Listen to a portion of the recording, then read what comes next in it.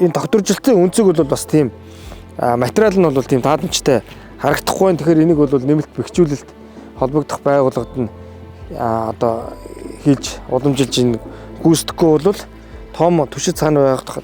За энэ айлуудыг бас шаардлагатай айлуудыг газар чөлөөлөлт чинь нүүлгэн шилжүүлэхгүй бол хүний аймнаас хүүхдүүдийн аймнаас эрсдэх магадлал бол өндөр байна.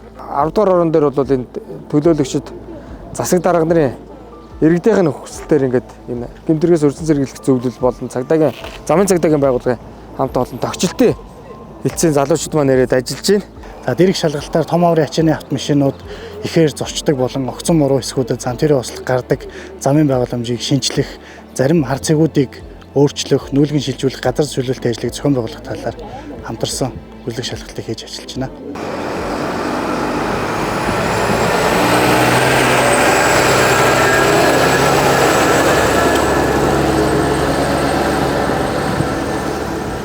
Зуны цагт одоо минут тутамд хойш ингэж нааш чаашаа сүлжилдээд тэгээ энэ замын бүрэн бүтэн байдал алдагдсанаас болоод айл өрхүүдэд өвөр хүүхдүүдэд одоо жишээ нь маш том эрсдэл гараад байгаа. Баруун талаа хойдлоос ингээд дөрөв дугуй ороод ирж байгаа юм чигээ. Гараад ирсэн чинь харин жолооч нь согтуу бууж ирж исэн.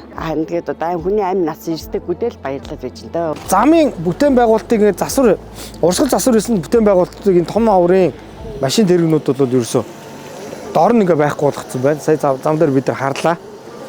Энэ өрмөл замууд ялангуяа их сугарсан байна. Тэгэхээр замын энэ өндөрлөг хэсгүүд дээр бид нар хийн тоормостой тээврийн эрсдлүүдийг явуулахгүй байх тал дээр бол энэ замын цагдаагаас бас замын хөгжлийн төвтэй ингээ хамтраад тэр сугардаг өндөр хязгаарлалт эдрийг хийхээр ингээ уламжилж ажиллая.